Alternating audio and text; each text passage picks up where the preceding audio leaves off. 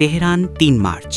আজ তেহরান শহরে সাধারণ মানুষ মিছিল করেছে ইসরায়েল ও আমেরিকার আগ্রাসনের বিরুদ্ধে।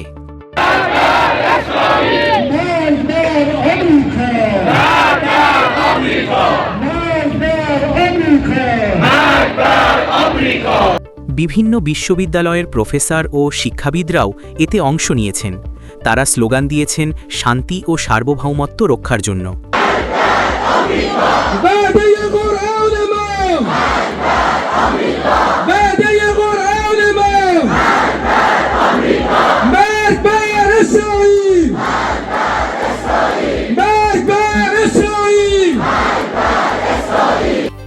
নগরীর কেন্দ্রগুলোতে শান্তিপূর্ণভাবে প্রতিবাদ চলছিল এবং নিরাপত্তা বাহিনী পরিস্থিতি নিয়ন্ত্রণে রেখেছে।